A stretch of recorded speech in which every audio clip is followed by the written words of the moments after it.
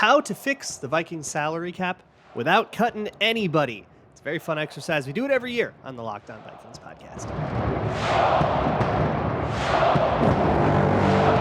You like that on 3, 1, 2, 3, you like it! You are Locked On Vikings, your daily Minnesota Vikings podcast. Part of the Locked On Podcast Network, your team every day.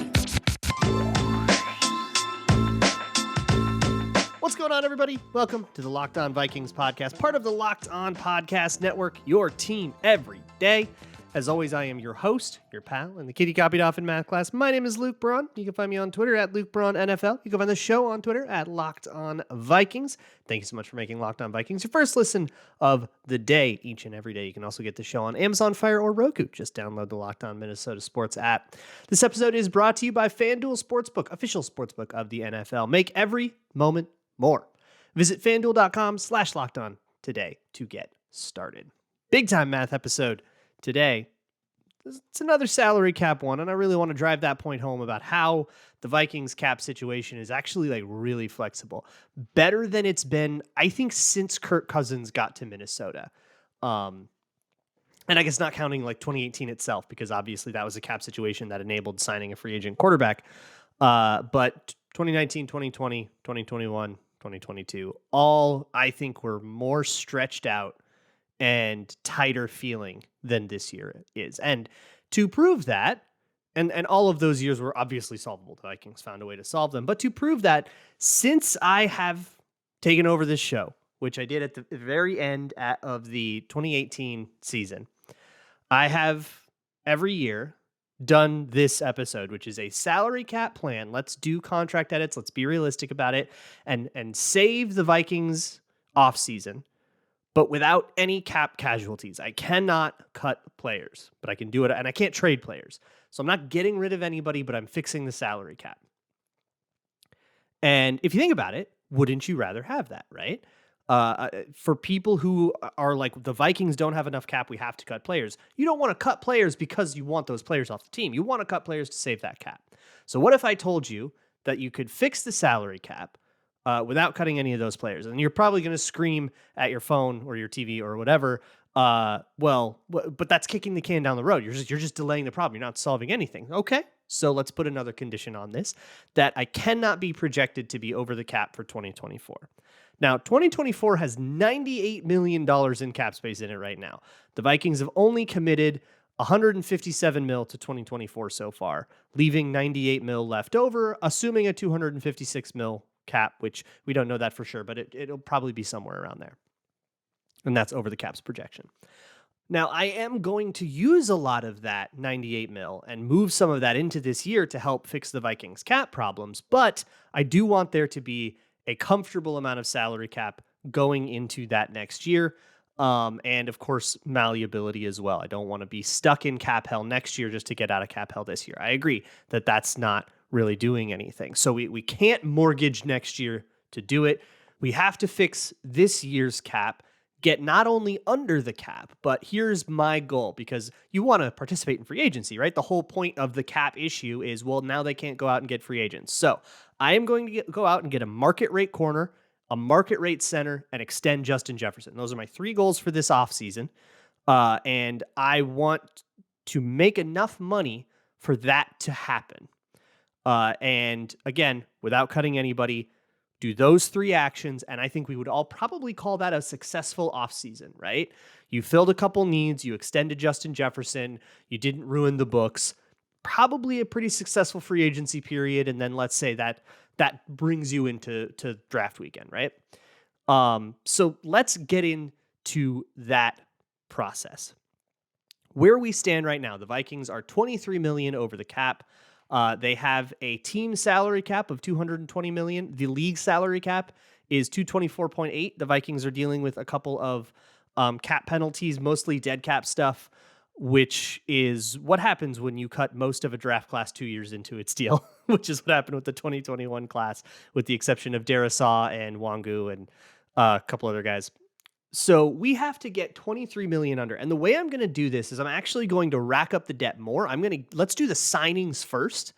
and the expensive stuff, like the actual expenses first, so that we know exactly how much space we have to make. I'm going a little bit out of order in terms of how these things would actually transpire, but I think that'll give us a more exact feel, and we're going to need some precision for this. So just to make things easy, I am going to say let's bring Garrett Bradbury back. Going off of PFF's free agency page, which is kind of what I'm using to source my contract predictions, because I'm not very good at that. But Brad Spielberger is, so I'm just going to take his. He predicts Garrett Bradbury to get a 3-year, $6 million per year deal. So 3 years, $18 million. I am going to backload that deal a little bit. So I'm going to structure it with like an escalating structure. I'm sort of modeling this off of what Brzezinski does a lot. Base salary will be $2 million, $4 million, $6 million, and then a $6 million signing bonus up front. So Bradbury gets enough money up front. His cap hits will be $4 million, $6 million, and then $8 million. We're going to do that transaction. I also need to get a corner. I don't freak out too much about the name I choose here. I'm going to choose Jamel Dean. If there's another corner you're like really into, go ahead and substitute him. But Jamel Dean is projected, at least again via PFF, to get a 4-year, $68 million contract, $17 million a year, with 47 of it guaranteed. His contract structure, I'm going to backload a decent amount too. For the sake of this exercise, his first year cap hit will be $8 million, which is pretty doable. His second year cap hit will be $16 million, which is also still not too bad. And then in 25 and 26, it gets a little tougher. The struggle with this one that I would have to deal with is that Jamel Dean would be guaranteed. I'm guaranteeing half his salary to meet the guarantee requirements of Brad's projection, which is $47.5 million. I have to do that. I have to guarantee $10 million in his third year, which is quite a bit of guarantees. It's basically tying him to you're not getting out of him for 3 years. So if he busts out, like, you're kind of just stuck with him. So I'm taking a bit of a risk there, but I like him as a free agent. And again, if you don't like him as a free agent, you'd rather give this deal to a different corner on the market, let me know who it is, but that's totally fine. And I'm also doing a little bit of signing bonus, an $8 million signing bonus, but he has a lot of restructurable money for future years if those cap hits ever do become a problem. So we've put a lot of flexibility on it. We're now sitting at $33 million over for 2023. We still have $76 million to play with for 2024. And you know what? I'm going to throw in a nickel corner. Nick Needham is the one on my brain right now. So we're going to do that. This could be Bryce Callahan. It could be, if you were insane, it could be Shannon Sullivan again. But he made about $4 million with the Dolphins last year. So I'll give him $4 million as well, a 1-year deal for $4 million, which is about nickel corners for whatever reason just live in a 1-year deal constant hell. So we'll do that. So I've signed 2 corners in Garrett Bradbury, and now let's extend Justin Jefferson, and then we can get to the actual saving money part. Now, last time I engaged with this, I gave Justin Jefferson the Tyreek Hill contract. Looking at that contract a little deeper, I think that's a bad comparison. That's a pretty bad contract for Tyreek Hill, actually. There's not a lot of guarantee in that contract, and the Dolphins could get out of it sooner than they'll probably want to, which gives them a lot of flexibility. Instead, I'm going to model this after Stephon Diggs' deal. Might as well just keep comparing these two guys forever, right? He signed in the 2022 offseason a 4-year, $96 million extension. I'll round that up to an even Hunsky. 4 years, $25 million average per year, just to give it a little bit of extra juice. That may be a little, you know what, let's do $26 million a year. So 4 years, $26 million a year, we'll call it a $104 million deal for Justin Jefferson. Now, I am not going to give that to him evenly, right? So this particular season, his cap charge would only be $8 million. I didn't do a huge signing bonus for it either. I put $20 million of that into signing bonus, and I fully guaranteed the first 2 years. So he's fully guaranteed through 2025, and I'd rather give him security that way because that money is more flexible than give him a signing bonus that does spread the money out.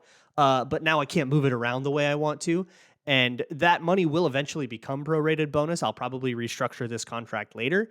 But I would rather wait until it's this time next year and I know more about my cap situation before I decide just how much of it I want to convert into bonus. So I'll sort of do small restructures throughout the life of the deal as I need to. But what that turns Justin Jefferson into again is 8.1 mil in 2023. And then I just gave him his 5th-year option money, which is I rounded it to 19.4. And with the bonus, a cap number of 23.4 million in 2024, which is not too bad. And then he'll cost 30 mil in 2025 and 30 mil in 2026. Probably would scale differently than that. And I'm just kind of being lazy about the super future years. And then 36.6 mil in 2027. But by that point, you've probably redone that deal a lot. So that number will look a lot different.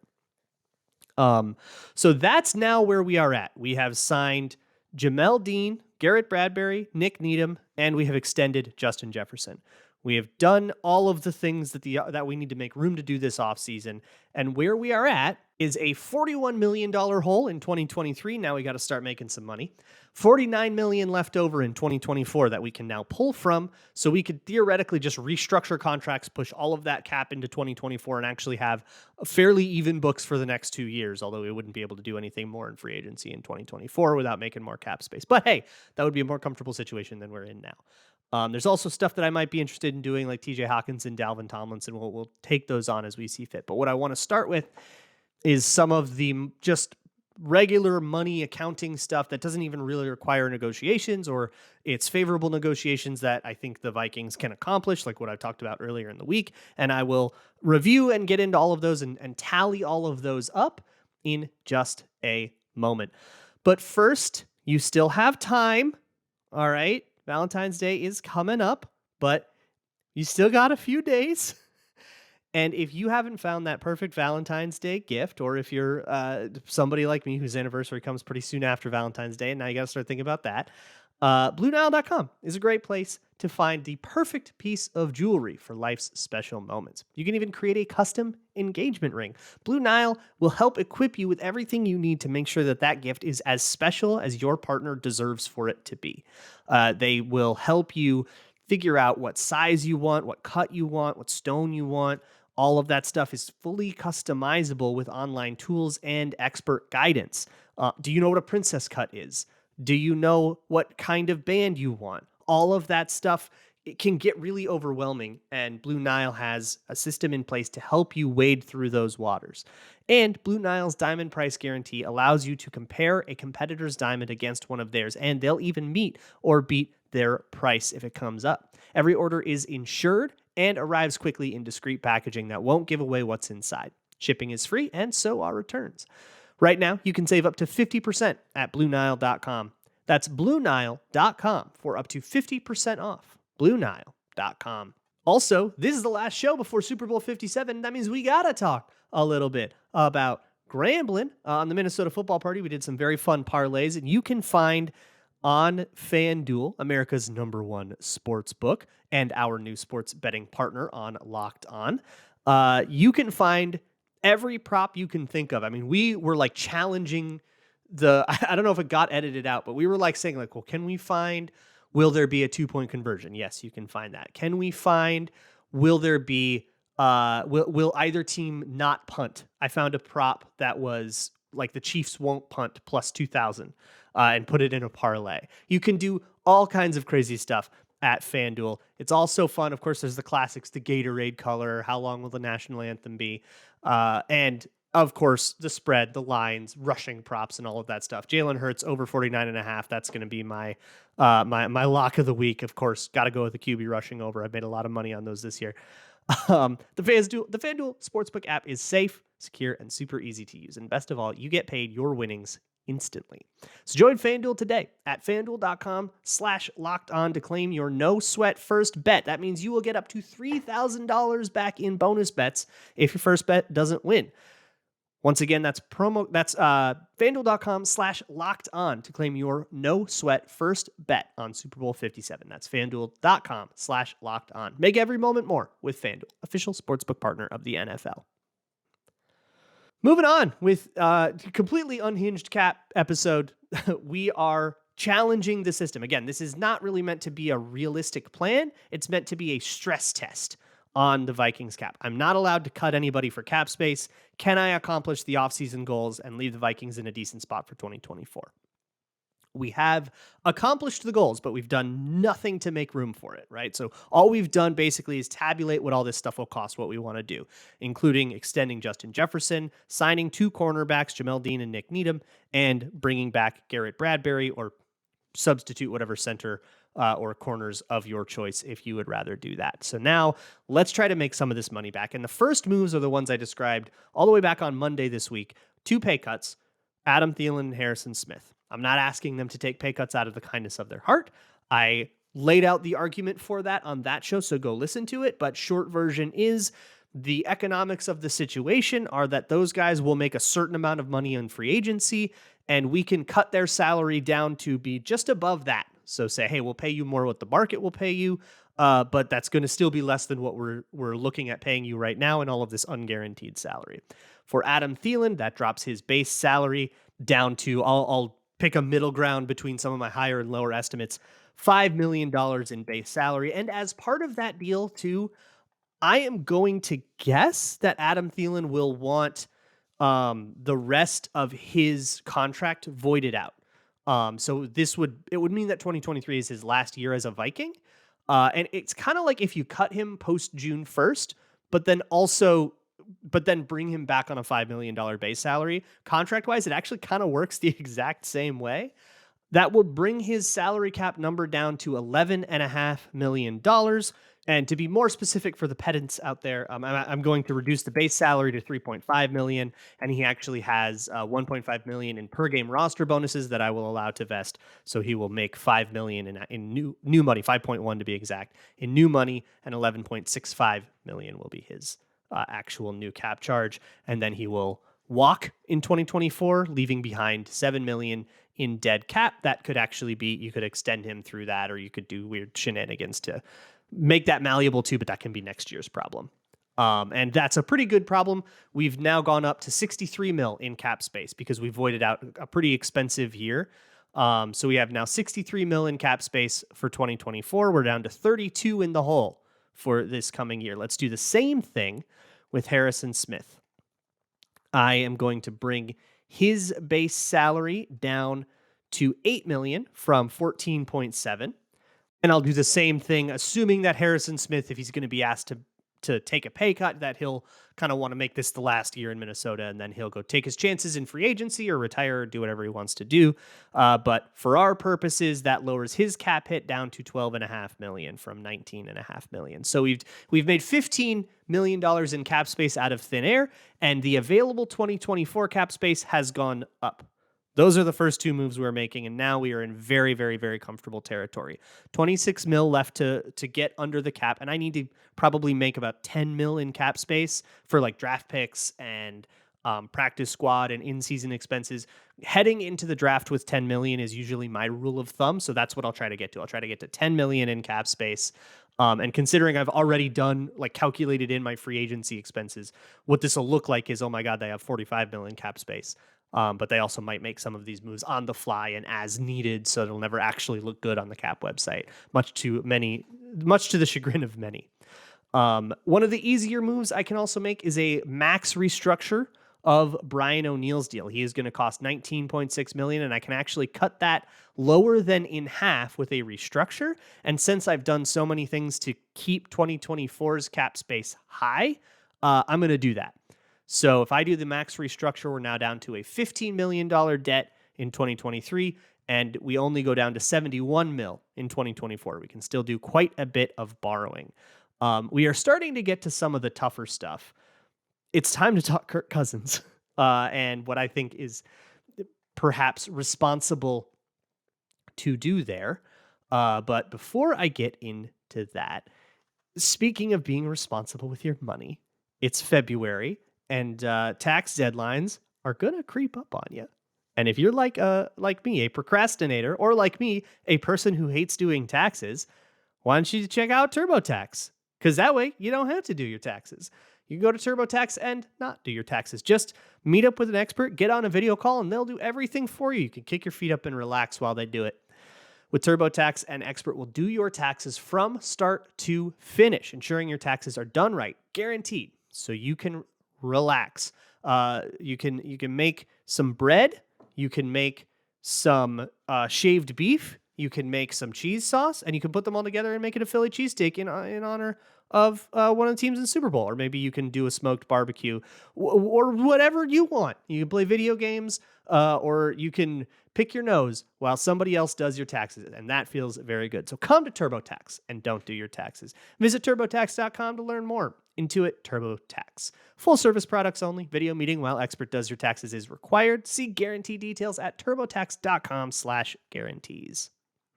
So everything we've done so far, in my opinion, is pretty easy. It's all renegotiations and restructures and just moving contracts around.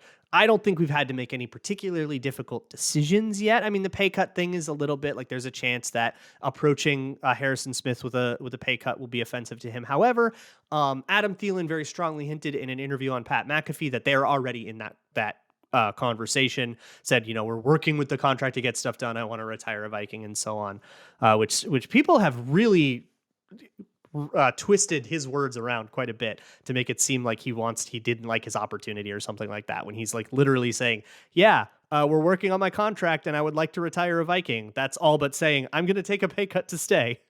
He pretty much broke that news. So I think you can expect that. I think that's one of the first pieces of news you can expect, to be honest. Let's talk about Kirk Cousins, though.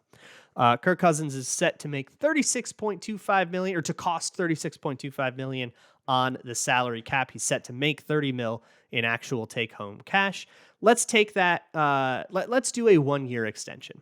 I had my feet held to the fire on somebody else's podcast earlier this week, and they said, "What do you do with Kirk Cousins? What do you do?" And I had to just think about it. Okay, I'm okay with extending him for 1 year. I'm also okay with just not doing anything with his contract, depending on what they needed cap space wise. Both of those options are totally acceptable to me. But look, I was very complimentary of Kirk Cousins this year, and in light of that, okay, you've earned another year. Let's not have you play in a contract year. Let's give you one more year, and we'll make it a full paid, fully guaranteed year. The whole thing you want to do, and now you don't have to. You have the security you want. You've earned it, right? So in order to do that, looking at the money that Kirk Cousins has taken home, and I'm talking actual cash flow, not cap hit. Actual cash flow, Kirk Cousins has never taken home $30 million in a year that didn't involve like a signing bonus restructure thing. So I am going to give him a $30 million base salary in 2024. I am going to add another void year on top of the void year that now already exists. So there's still 2 void years on the end of the contract, because I'm going to take a $20 million roster bonus that has already become fully guaranteed on a trigger last year. I'm going to convert that to signing bonus and then use the void years to spread it out. So his cap hit will now reduce to $21 million this year, which is insanely cheap for a quarterback, and he will cost $41 million next year, which is not really that fun. But again, we've got the space for it because there's just not a lot of commitment that's happened. And we also voided out some expensive years with Thielen and Harrison Smith. So we've kind of made room to do this. Also, $41 million by percentage of cap in a $256 million cap environment is actually not that bad anymore. So it's a scary number, but it's not that bad. And then in 2025, he'll void out, and the voiding process will be more expensive in 2025 than it would have been this year. But actually, let me see if that's going to actually be as percentage of cap still worse. But you're also deferring it an extra year, so there's some value to that. So I'm going to do that.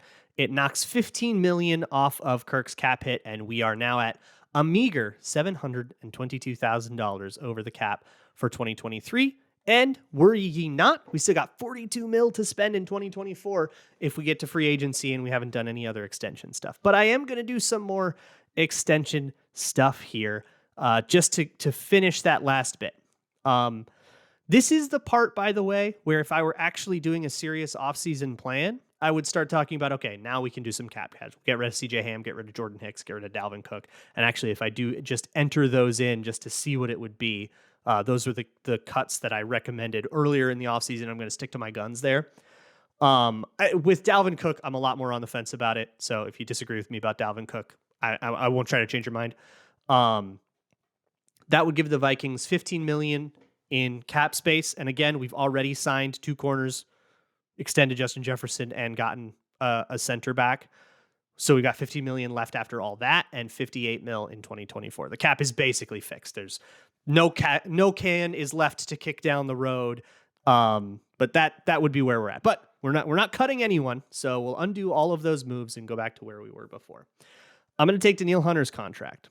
I'm going to extend it. I'm going to add 2 years to his contract at a real boy salary, which he has not made like in his career at all. The amount of money that Danielle Hunter has made is criminally low thus far in his career. So I am going to add a second year with a $17 million base salary and a third year with a $20 million base salary. And then I'm going to convert just a little bit of his current base salary, which is only $4.9 million, into a signing bonus to spread it out a little bit. It gets his cap hit for 2023 down $3 million. And then he'll cost $23 million and then $26 million, which is still really low, but also more than he has made before. And if you think he would have to you know what? People might think that he should take more.